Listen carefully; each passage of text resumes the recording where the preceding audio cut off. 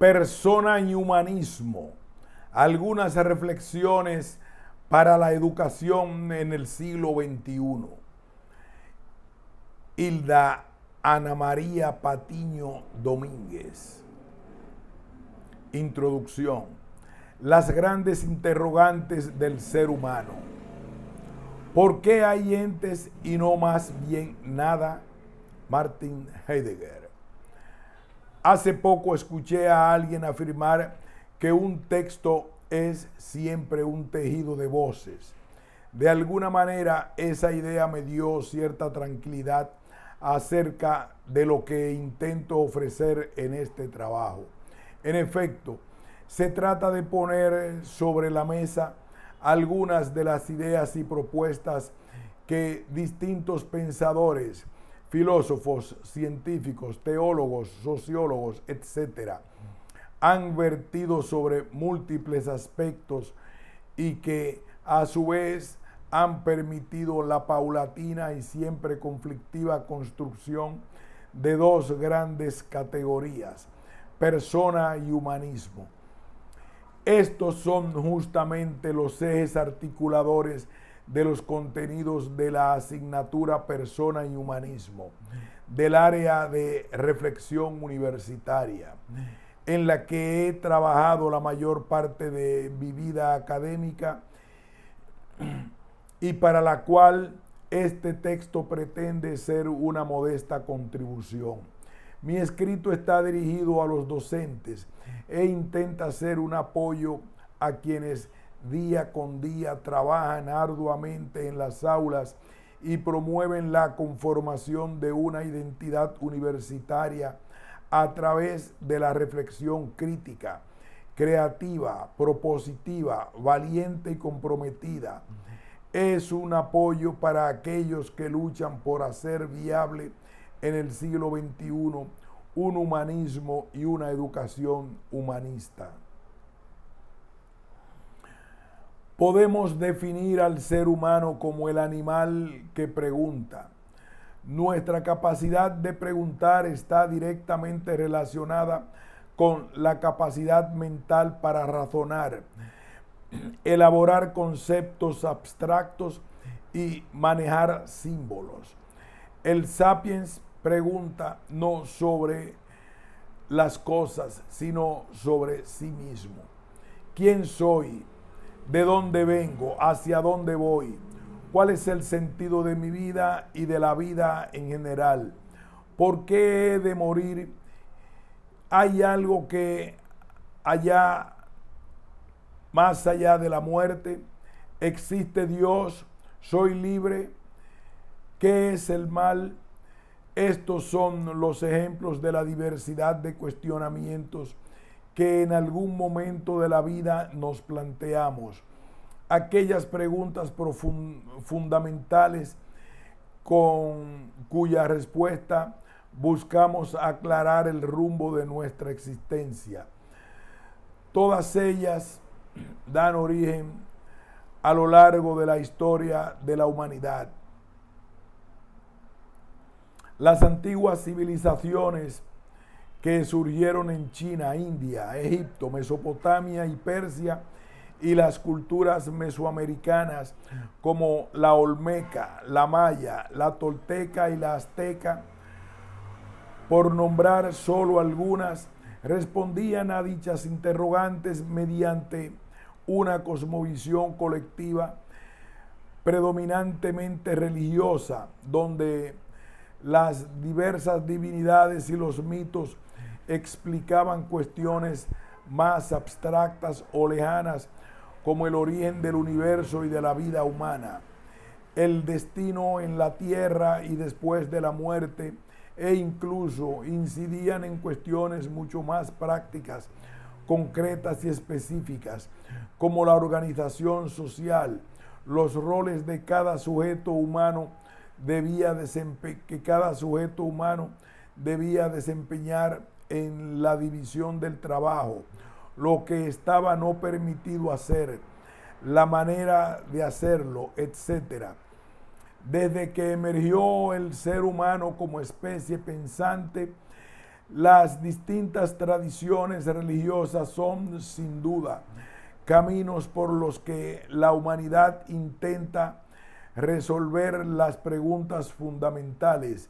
Sin embargo, el sujeto, en su esfuerzo racional por entender el mundo y entenderse a sí mismo, no se conformó, por decirlo de algún modo, con aquellas respuestas basadas en la mera creencia de mitos y dioses, sino que buscó explicarse las cosas utilizando la observación y sus capacidades para relacionar, comparar, clasificar, analizar o sintetizar, cuyo origen es la curiosidad innata, un interés por preguntar, indagar, por saber, ese afán tan peculiar que ha impulsado el desarrollo cultural, filosófico, científico y tecnológico de la humanidad desde el tiempo de las cavernas hasta nuestros días. Humanismo puede parecernos hoy una palabra gastada, cuyo sentido se desdibuja en la multitud de acepciones que se le otorgan en los discursos políticos, sociales, artísticos o filosóficos. Adquiere diversas tonalidades y matices y sirve para justificar muchas causas, a veces no precisamente muy humanistas. En el campo de la educación a menudo se aborda desde el estudio de disciplinas como la filosofía, la literatura, el arte o bien más específicamente con el estudio de los clásicos grecorromanos.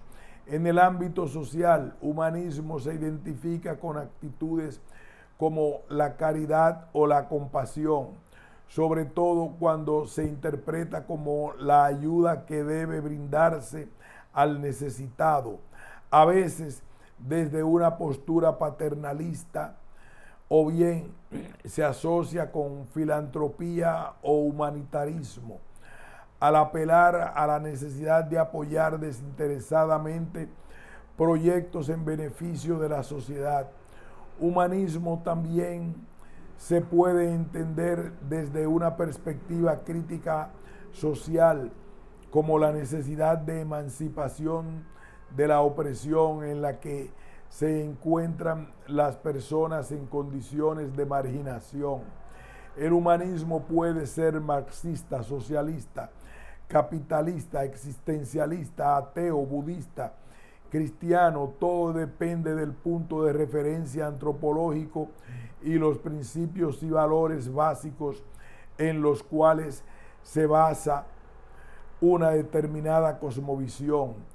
Por razones humanitaristas, lo mismo que puede justificar una guerra contra el terrorismo, que incitar a la rebelión social contra las condiciones injustas, iniciar una campaña de vacunación o un programa de salud pública. Este uso más bien abuso del término ha acabado por vaciarlo de significado. Tal vez ya estamos cansados de escuchar propuestas que se califican a sí mismas como humanistas porque no aparecen sino idealizaciones utópicas de un mundo maravilloso. Una humanidad en feliz armonía que contrasta grotescamente con una realidad económica regida por criterios depredadores cuyo fin último es la ganancia y el interés utilitario, y donde la consideración como otro, como persona, no puede tomarse muy en serio. Y sin embargo, hoy más que nunca parece necesario retomar el concepto de humanismo y resignificarlo, sobre todo si estamos vitalmente comprometidos con la tarea educadora y si creemos que ella tiene sentido en la medida en que logre sembrar las semillas de la humanización que fertilicen un mundo necesitado de ellas. La definición biológica del ser humano no hace más que caracterizarlo como una especie animal más. En este sentido, cada individuo tiene que luchar por su supervivencia tal como lo hacen los demás animales. Sin embargo, en el caso del ser humano, el potencial intelectual del que goza le abre posibilidades inéditas de crueldad y destrucción que han desembocado en la paradoja de poner en peligro la extinción de su propia especie.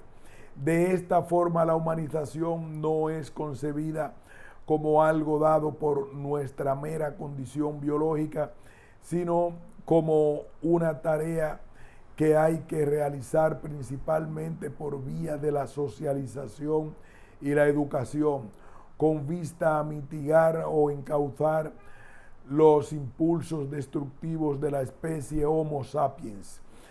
La insistencia en el humanismo quizás sea en el fondo el reflejo de una sutil conciencia de que el ser humano tiene la necesidad de constituirse como humano. En este comienzo del siglo XXI nos encontramos en una época de profundas contradicciones en todos los ámbitos de la vida. La humanidad ha logrado acortar las distancias geográficas y culturales gracias a los frutos de la tremenda revolución de las tecnologías de la información, las cuales han cambiado rápidamente nuestra forma de obtener conocimiento y de comunicarnos. Las computadoras, internet, los teléfonos celulares y gadgets similares se han convertido en herramientas cotidianas e imprescindibles en la vida de millones de personas.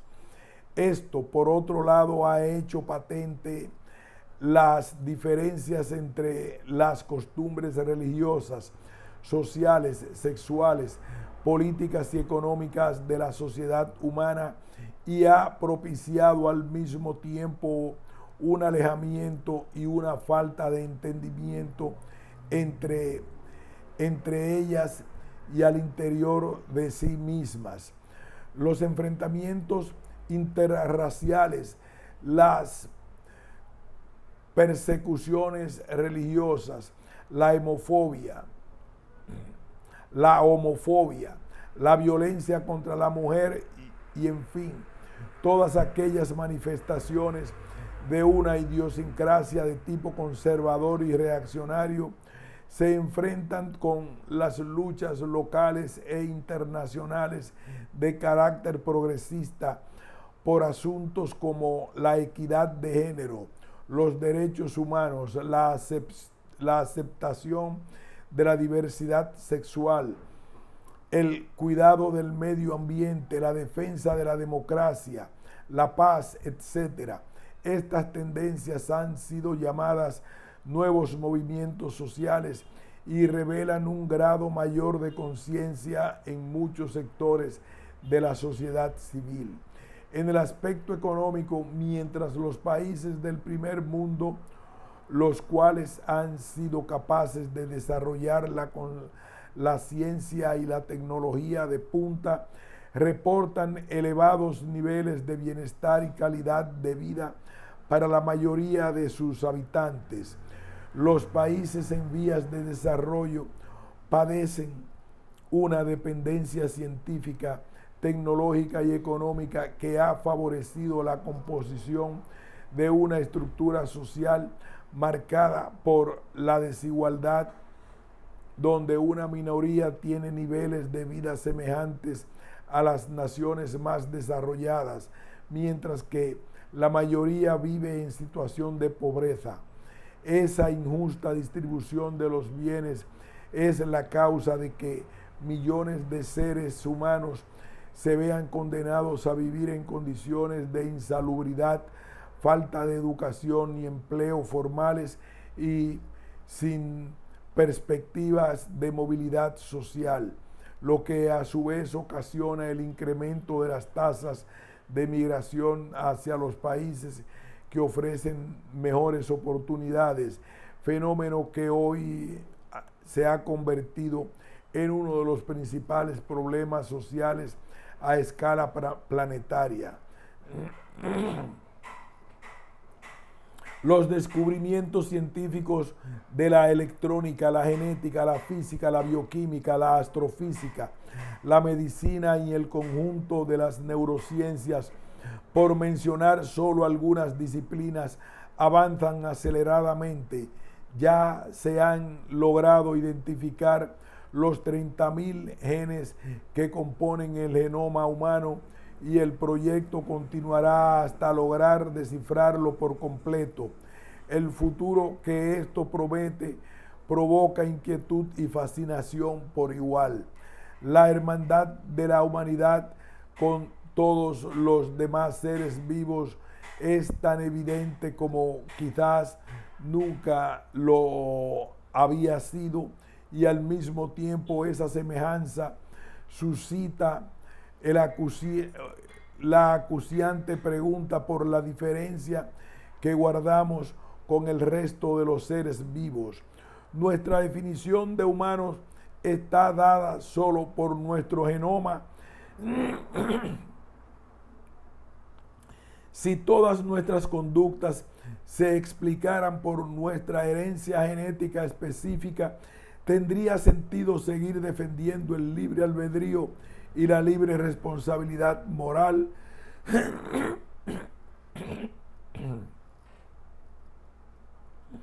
Experimentos como la clonación y el intercambio de genes que ya realiza la ingeniería genética están planeando problemas éticos y antropológicos jamás pensados.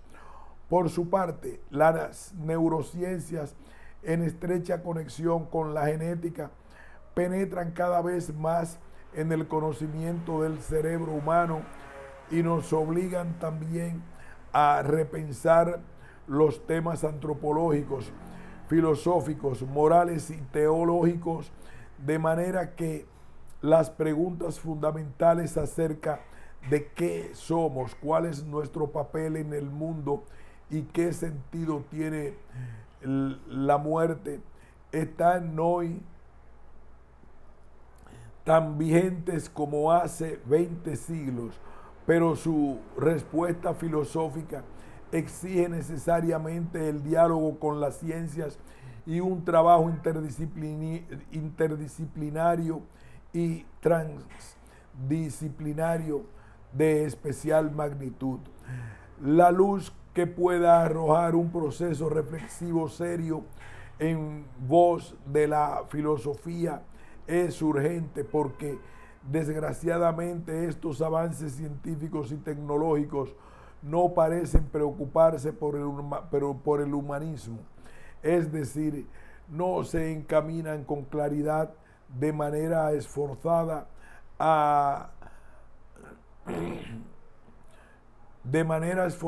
y conjunta a mejorar las condiciones de vida de la mayoría de la humanidad, a erradicar la violencia, la guerra, el hambre, la exclusión, el fundamentalismo, las adicciones, la injusticia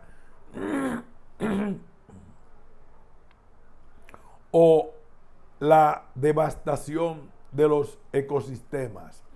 Por lo anterior, escribir un texto de apoyo para la materia, persona y humanismo es una tarea difícil, ya que en ella se intenta conjurar el enfoque científico sobre el origen del universo y del ser humano, principalmente desde los campos de la física, la biología y las neurociencias, con enfoques psicológicos, sociológicos e incluso teológicos, todos ellos abordados desde una perspectiva de reflexión filosófica.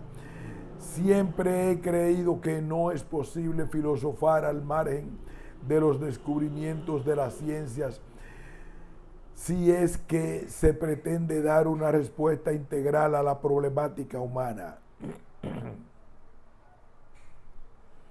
Puesto que no soy científica, antropóloga, social, psicóloga o teóloga, el libro no pretende ser un tratado de astrofísica, biología evolutiva o neurofisiología, nada más alejado de esa intención.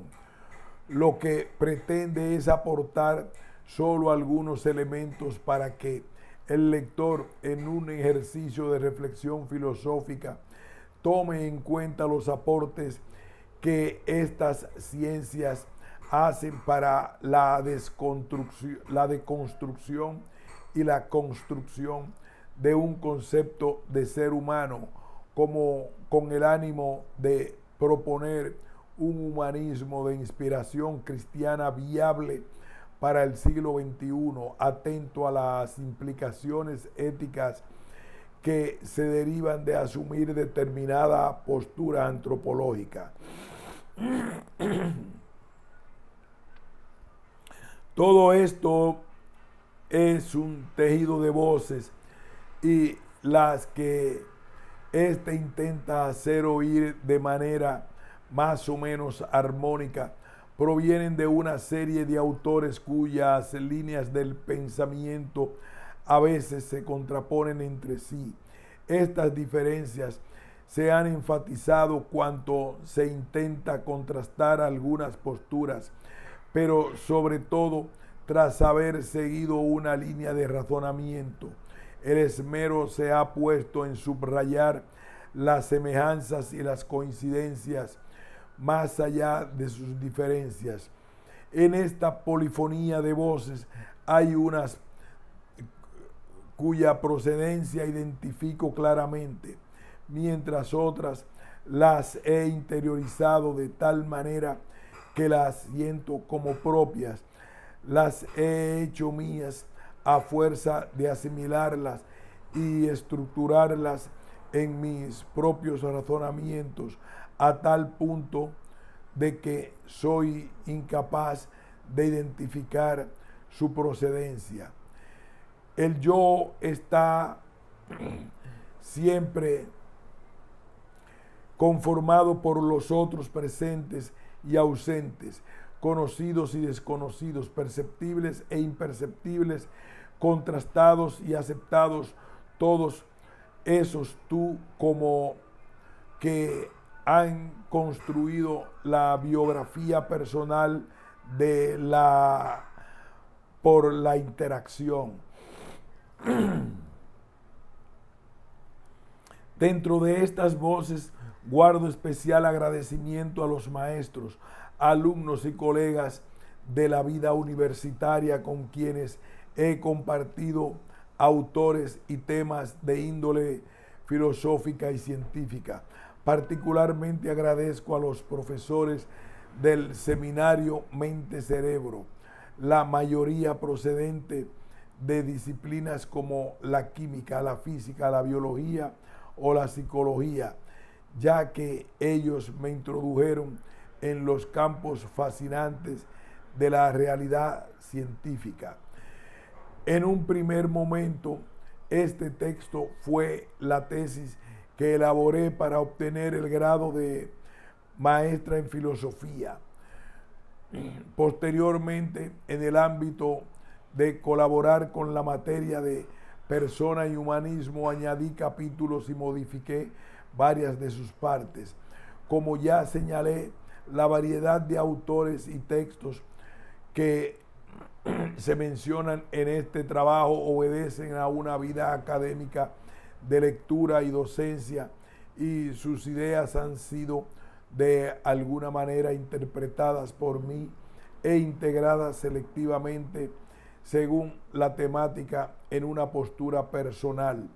No se trata, pues, de un estudio especializado sobre algún autor corriente, sino de un texto que se concibe como introductorio, que pretende provocar la reflexión sobre el humanismo, renovada por las inéditas circunstancias que vivimos, y que invita al lector a participar en esta discusión. Con vista a convertirse en un apoyo docente, el texto procura seguir en esencia los temas más importantes de la materia persona y humanismo, pero inevitablemente mantengo en cada uno de ellos un punto de vista propio que desde luego trato de fundamentar sin que esto signifique que mi interpretación sea la correcta ni que no existan omisiones importantes que podrían enriquecer alguna perspectiva en cuestión. Escribir siempre es arriesgarse. En el momento en que lo escribo, se publica. En el momento en que lo escrito se publica, de alguna manera queda congelado ese incesante flujo renovador del pensamiento. La fotografía no permite captar el movimiento y se nos vuelve ajena a la vida. De pronto ya no podemos reconocernos en ella. En esa conciencia, el trabajo está abierto a cualquier crítica que pueda mejorarlo y enriquecerlo, con el objeto de tejer colectivamente la reflexión que a todos atañe. Porque, como bien dijo Terencio, nada humano me es ajeno.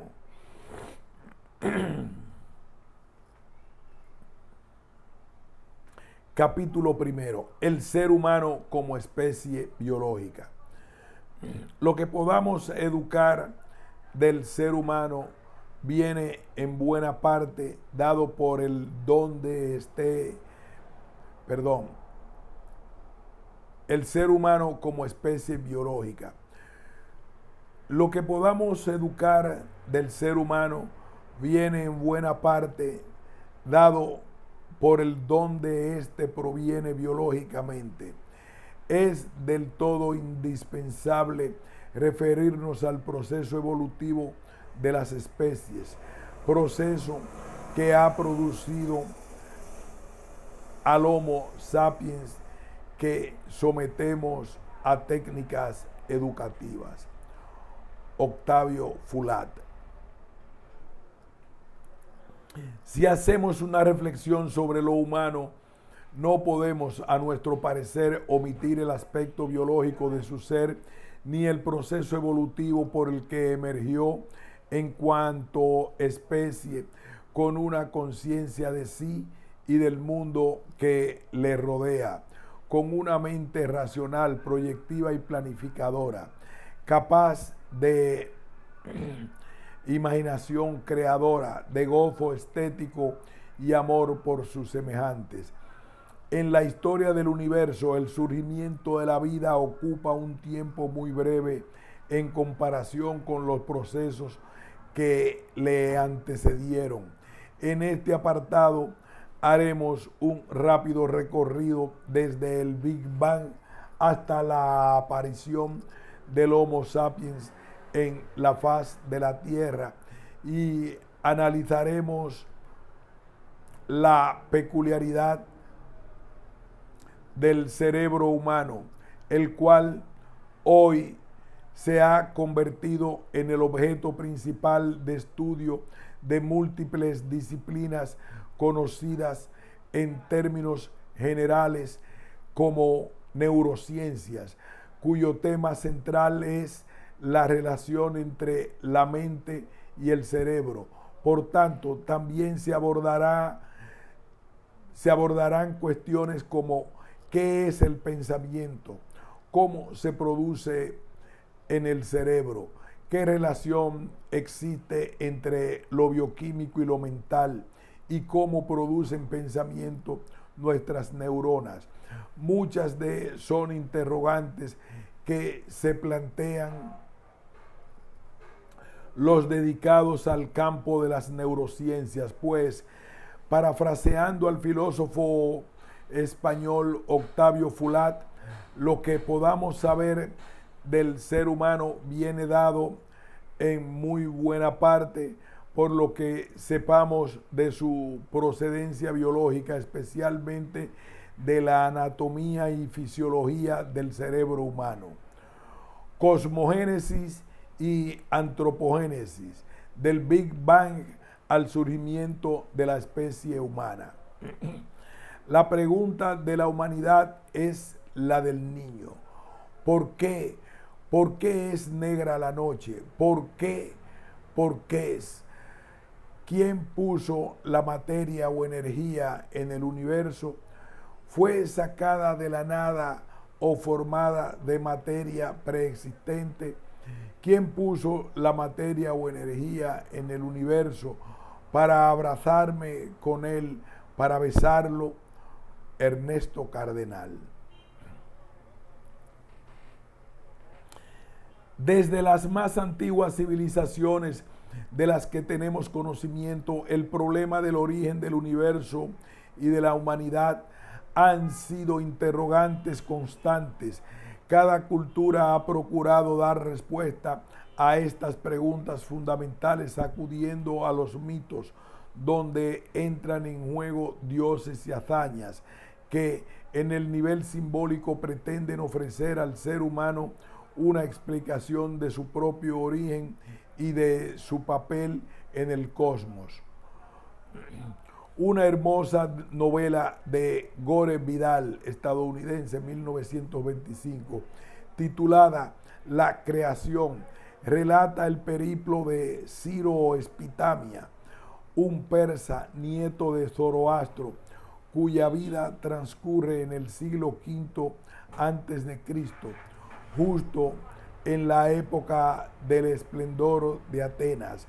Durante su vida como representante de las cortes persas, primero de las de Jerjes y después de las de Artajerjes, Ciro Espitamia emprende largos viajes de aventuras por varias ciudades de Persia, Grecia, India y Catay, China, durante los cuales intenta resolver ni más ni menos que el enigma de la creación y del universo, y en este intento conviene y dialoga con novedosos líderes espirituales de la época, entre los que se destacan Buda y Confucio, además de sacerdotes tradicionales de las diversas religiones de aquel tiempo, como la brahmánica, la persa, la babilonia, la griega, etc. Creencias que constantemente confronta con la suya, la zoroastriana, y así lleva a cabo, por decirlo de algún modo, un estudio empírico comparativo de estas cosmovisiones. Con este pretexto literario, el autor nos presenta diversas interpretaciones, no solo sobre el origen del universo y de la humanidad, sino también acerca del sentido de la vida y de la sexualidad, las nociones de lo bueno y lo malo, la guerra del poder, el papel de la mujer y muchas otras costumbres y tradiciones sociales. Estas últimas son asumidas generalmente de manera acrítica y se distinguen del ejercicio racional llamado filosofía, el cual nació en Grecia y pone en tela de juicio las creencias populares en un esfuerzo por dar una explicación razonable de las cosas.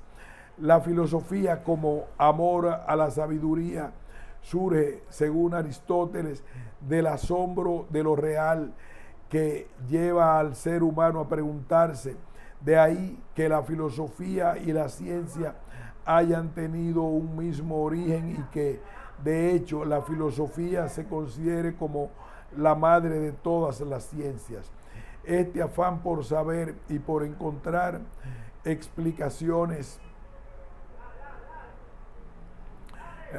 racionales a los misterios de la naturaleza se ha abierto paso a lo largo de los siglos, ha modificado y perfeccionado los métodos de investigación y con ello ha dado lugar a una diversidad de especialidades científicas que a su vez han influido poderosamente en el replanteamiento del papel de la filosofía, cuya pregunta inicial con los primeros presocráticos, tales Anaximandro, Anaxímenes, etc., en el siglo 8 antes de Cristo, fue la pregunta por el origen, arjé, de todas las cosas. Hoy en día la investigación científica de la moderna astrofísica afirma que hace unos 12.000 o 15.000 millones de años, a lo más 20.000 millones, apareció el universo. Su inicio consistió en una explosión enorme llamada Big Bang, a la cual siguió una fase de expansión que aún prevalece. Alan Guth, nacido en New Jersey en 1947, complementó en 1980 la teoría del Big Bang con su llamado modelo inflacionario, mediante el cual trata de explicar los primeros momentos de aquel. Antes de la explosión no había tiempo ni espacio, porque toda la materia y energía se concentraba en un punto, de tal modo que el Big Bang representa el surgimiento mismo del tiempo y del espacio cósmicos. Tiempo y espacio son parte del universo y se expanden con él. Como el presente texto no tiene por objetivo elaborar un tratado de astrofísica, sino tan solo traer a la reflexión el asombro que aún nos siguen provocando las dimensiones cósmicas, citamos la voz del poeta nicaragüense Ernesto Cardenal, un asiduo estudioso de la ciencia contemporánea. El Big Bang: en el principio no había nada, ni espacio, ni tiempo, el universo entero concentrado en el espacio del núcleo de un átomo. Y antes, aún menos, mucho menor que un protón, y aún menos todavía, un insignificante denso punto matemático. Y fue el Big Bang, la gran explosión, el universo sometido a relaciones de incertidumbre, su radio de curvatura indeterminado, su geometría imprecisa, con el principio de incertidumbre de la mecánica cuántica, geometría esférica en su conjunto, pero no en su detalle, como cualquier patata o papa indecisamente redonda, imprecisa y cambiando además constantemente de imprecisión, todo en una loca agitación. Era la era cuántica del universo, periodo en el que nada era seguro, aún las constantes de la naturaleza fluctuantes e indeterminadas, esto es, verdaderas conjeturas del predominio de lo posible. Ernesto Cardenal. La astrofísica afirma que la materia liberada en el Big Bang se agrupó y dio lugar a las estrellas y galaxias. El planeta Tierra se formó hace 4.500 millones de años y la vida surgió en él hace unos 3.700 millones de años. La aparición de la vida en el planeta está relacionada con el surgimiento de los procesos fotosintéticos, los cuales producen el oxígeno necesario para formar una atmósfera rica en este gas, considerado como un requisito necesario para el desarrollo de la función celular de respiración aeróbica que parece haber surgido hace 2.000 millones de años. En ese entonces aparecieron en el océano los primeros organismos pluricelulares, muy simples aún. Los científicos también señalan que hubo un periodo relativamente corto donde la vida se multiplicó y diversificó de manera asombrosa, conocido como la explosión del Cámbrico, hace alrededor de 500 millones de años. Como resultado de tal explosión vital, la Tierra se pobló de Como resultado de tal explosión vital, la Tierra se pobló de plantas y hongos, así como de artrópodos y otros animales. A partir de entonces, fueron apareciendo y desapareciendo de la faz de la Tierra diversas formas de vida más complejas. La paleontología ha logrado hacer un recuento de cientos de especies que habitaron este planeta antes que nosotros. Los famosos dinosaurios que dominaron durante el periodo mesozoico del Triásico hace 160 millones de años fueron reptiles que alcanzaron tamaños gigantescos y se diversificaron enormemente hasta que se extinguieron en el Cretáceo, al parecer debido a la colisión de un enorme meteorito con la Tierra. El impacto causó una gran nube de polvo que oscureció la atmósfera, impidiendo la fotosíntesis de los vegetales. La extinción de los grandes reptiles permitió la evolución de los mamíferos, de quienes desciende el Homo sapiens, único representante actual de la especie Homo. Probablemente nuestra especie desciende del Proplyotechus y el Aegyptopithecus, los primeros catarrinos primates que aparecieron hace unos 40 millones de años. Eran animales pequeños de hábitos nocturnos que por lo regular vivían en árboles. Con el tiempo, algunos fueron cambiando sus hábitos de vida y de alimento, y con ello aparecieron nuevas características físicas. Su cráneo fue mayor, creció su cerebro, pudieron tomar objetos con las manos, adaptarse al día y alimentarse de frutas y vegetales.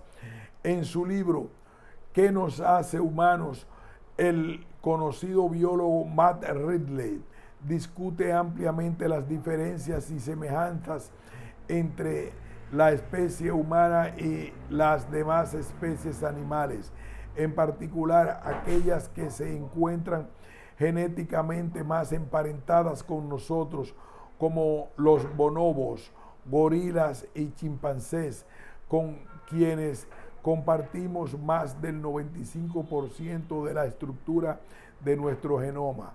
Hoy en día ya ha sido descifrado el genoma humano, el cual contiene el diseño de las estructuras celulares y las actividades de las células del organismo. Contrario a las expectativas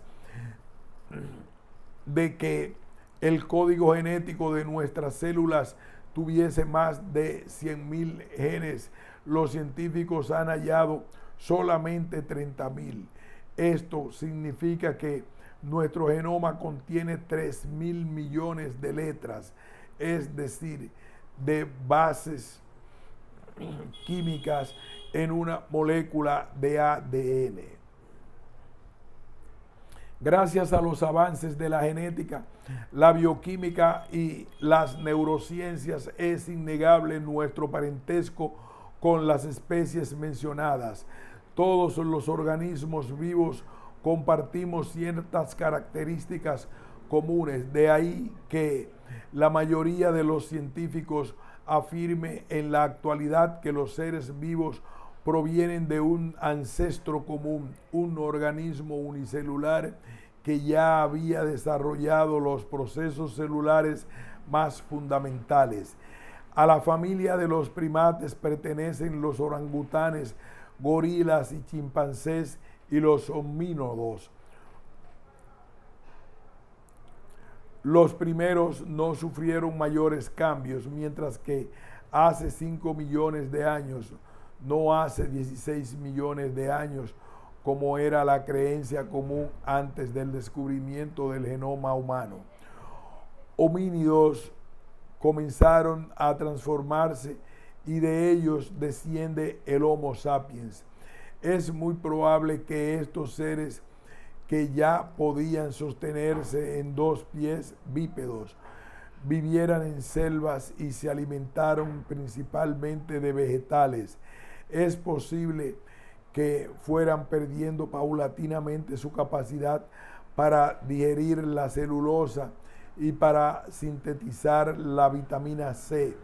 Esto explicaría, según los científicos, que cuando tuvieron que emigrar a otras regiones por falta de alimentos, el bipedismo se fortaleciera, pues ahorraba energía al caminar grandes distancias, además de provocar que su sistema nervioso central se hiciera más complejo. Este fue un momento clave de la evolución que ya no solo permitió al homínido ahorrar energía en la locomoción, sino que además hizo del cráneo una especie de caja de resonancia que le permitió cantar, lo cual sentó las bases del lenguaje. Por otro lado, sus extremidades superiores le sirvieron para fabricar artefactos. A este respecto, Matt Ridley señala que es plausible que las manos y brazos libres fueran también los primeros instrumentos de un primitivo lenguaje de señas que evolucionaría hasta convertirse en habla significante. Escuchemos la interpretación poética de Ernesto Cardenal de las ideas de Federico Engels. La mano hizo el trabajo con el trabajo, la mano. La mano hizo el trabajo como el trabajo, la mano. Y por el trabajo y la mano, la evolución de la mente. Y por ende, el aumento del cerebro humano. La mano pensante. Nuestros dientes y uñas ya no fueron armas. Producto del trabajo del hombre fue el hombre. El primer producto del trabajo fue la mano. Y el hombre es hecho por la mano del hombre. Y el trabajo hizo al hombre sociedad de hombres. Y haciéndolo sociedad, lo hizo hablar. Las especies que unen al hombre actual con los primeros homínidos representan verdaderos saltos evolutivos. Así, por ejemplo, el Australopithecus, cuyos primeros restos fueron encontrados en el centro del continente africano, fue un homínido bípedo de poderosas mandíbulas. Sin embargo, su cerebro tenía un volumen inferior a los 400 centímetros. Este dato da pie a pensar que el bipedismo se produjo mucho antes que la expansión del cerebro. Otro homínido que coexistió con el Australopithecus fue el Homo habilis, que tenía una mayor capacidad craneal, alrededor de 700 centímetros. Y su característica más probable es que ya no solo se alimentaba de frutas y vegetales, sino también de animales. Los científicos piensan que el consumo de proteínas animales es una posible explicación del aumento de su capacidad cerebral. El Homo erectus, por su parte, era una especie con una capacidad craneal mayor a la del Homo habilis, alrededor de 800 centímetros. Y el uso del fuego, y fabricaron la primera hacha de mano. El primer Homo erectus fue encontrado en Oceanía, en la isla de Java, a fines del siglo pasado. Este hallazgo y el de otros restos de homínidos de la misma especie en las cavernas de Pekín permitieron la reconstrucción de algunos aspectos de su vida. Otra especie de homínido importante de mencionar es el neandertal, Homo sapiens neanderthalensis, cuyos restos se han encontrado principalmente en Alemania y Francia. Se extinguió hace unos 30.000 años, de modo que fue contemporáneo del Homo sapiens sapiens, especie a la cual pertenecemos. Tanto el neandertal como el sapiens mostraban claramente signos de una capacidad intelectual superior a la de otros homínidos. Utilizaban herramientas de piedra como el hacha, fabricaban adornos y sabían hacer fuego. Físicamente había diferencias anatómicas. El neandertal era robusto, con arcos superciliares fuertes y de rostro prominente, mientras que los sapiens posiblemente eran más altos, de huesos más livianos y con caras más pequeñas y menos protuberantes, características físicas que hemos conservado hasta la actualidad. Se piensa que en Europa hace alrededor de 40.000 años los neandertales tuvieron contactos frecuentes con los sapiens, pero sin saber a ciencia cierta por qué finalmente se extinguieron. Aún se especula sobre las causas de su desaparición. Los sapiens compitieron con ellos por recursos, los mataron en combate o quizás se mezclaron con ellos de manera que los genes de los neandertal viven en el Homo sapiens aún. Las siguientes imágenes muestran las diferencias en la estructura craneal de los diferentes homínidos. Aunque físicamente haya muchas semejanzas entre los Homo sapiens y los primates más cercanos a él, en términos del genoma hay grandes propiedades particulares, lo que da lugar a millones de combinaciones posibles. Así lo explica Ridley. La diferencia entre los seres humanos viene a ser en promedio de 0.1%, de modo que entre mi vecino y yo hay 3 millones de letras distintas. La diferencia entre un ser humano y un chimpancé es más o menos 15 veces mayor, o dicho de otro modo, de un 1.5%. Eso equivale a 45 millones de letras distintas, aproximadamente 10 veces más letras de que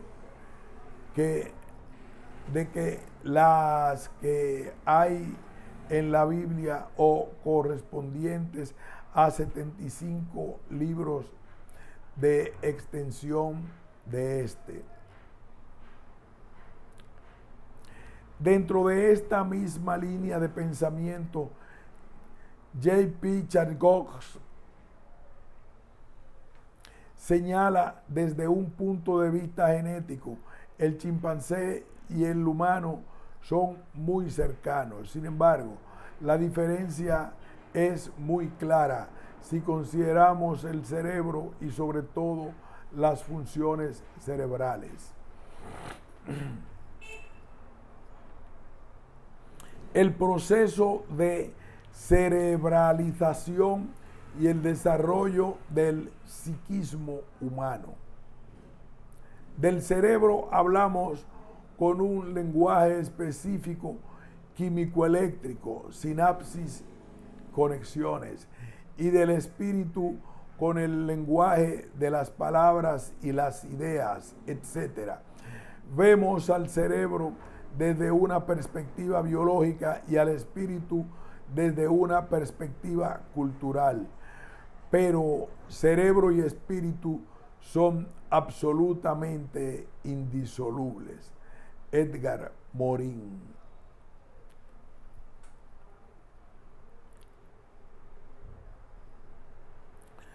Lo que sin duda distingue claramente al Homo sapiens de otras especies animales es su capacidad racional, es decir, su inteligencia teórica.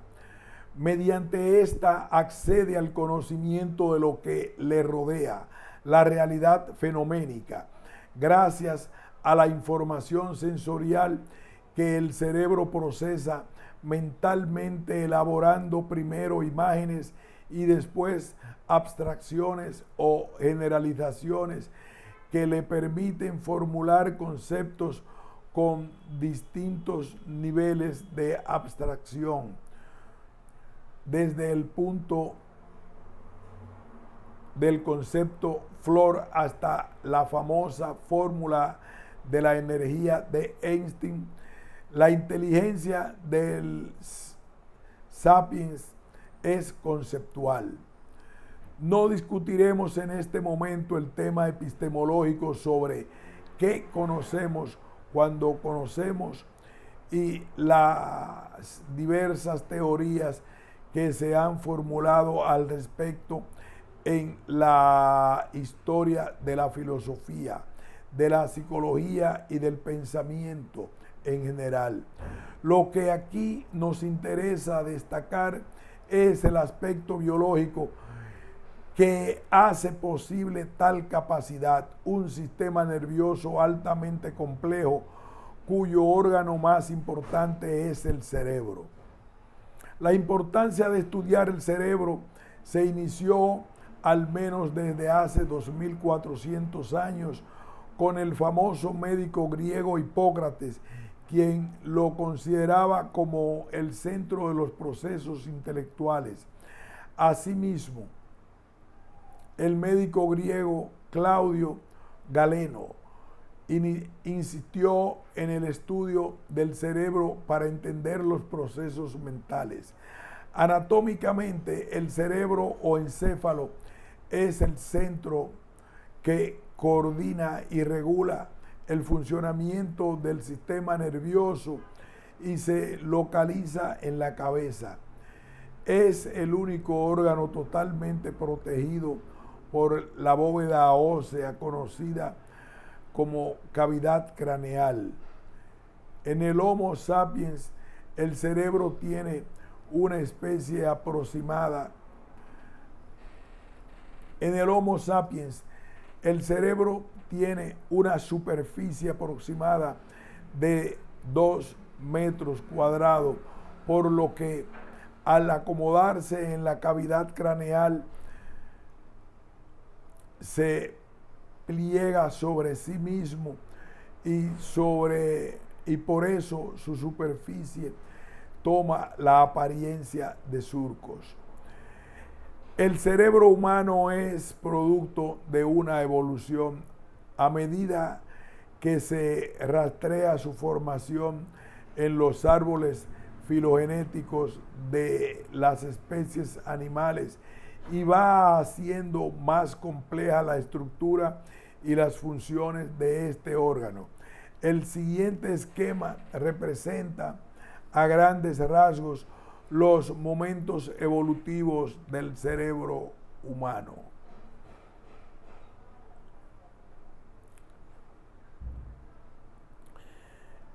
El paleocórtex del cerebro humano regula los mecanismos de las conductas heredadas que tienen que ver con la supervivencia de la especie, tales como el hambre, la sed, el instinto sexual, la regulación de la temperatura basal, los movimientos respiratorios, sanguíneos y cardíacos, entre otros. Esta parte de nuestro cerebro es la que nos ata a la naturaleza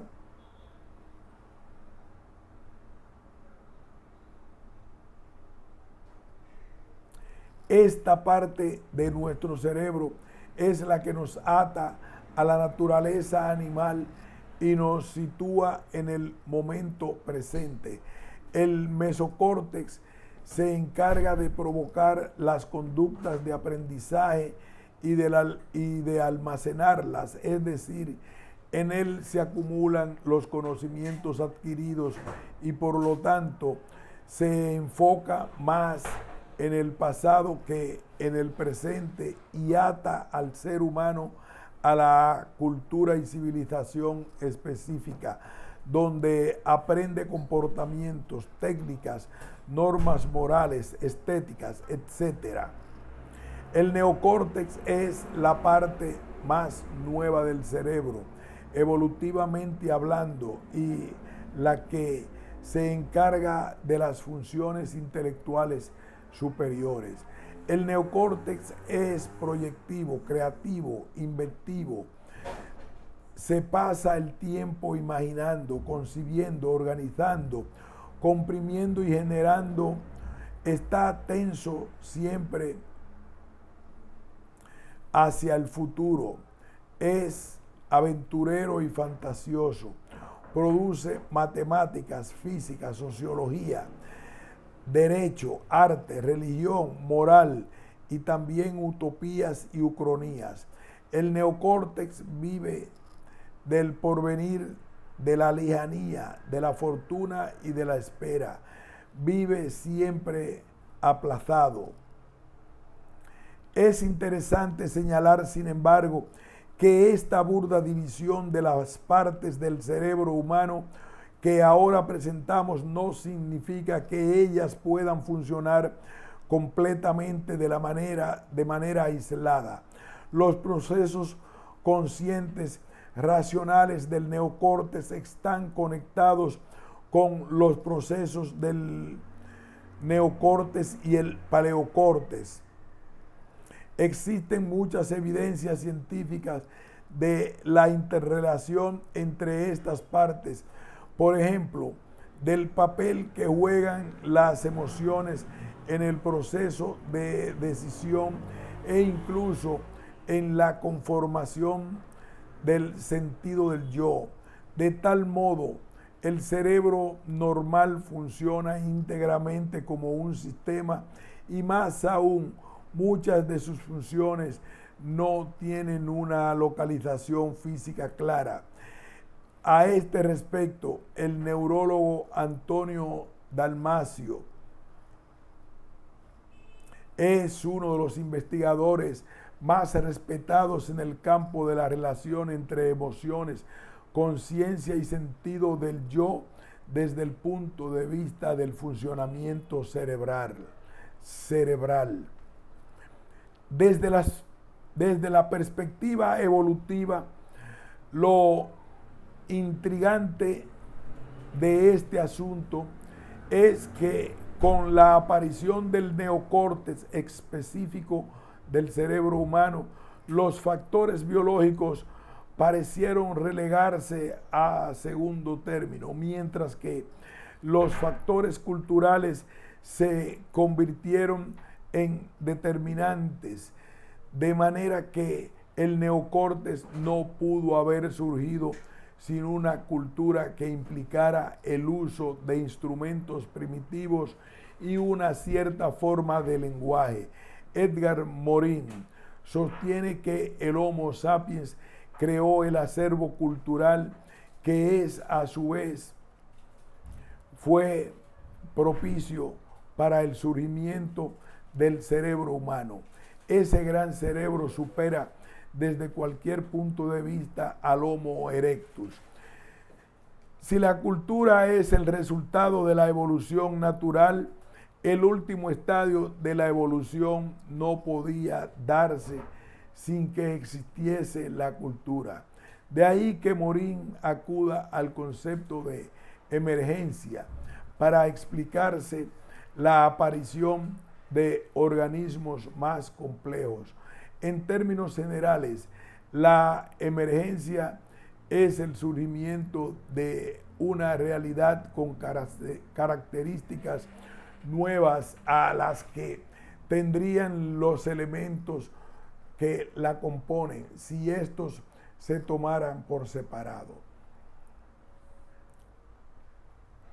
El estudio del cerebro y su relación con los procesos mentales es uno de los campos que hoy en día ha cobrado mayor interés y fascinación, no solo porque por parte de los investigadores médicos, psiquiatras, neurólogos y psicólogos, sino también de filósofos, matemáticos, físicos y bioquímicos, ingenieros en sistemas y pedagogos, por nombrar solo algunas de las disciplinas que han encaminado sus trabajos a lo que hoy se denomina de manera general neurociencias.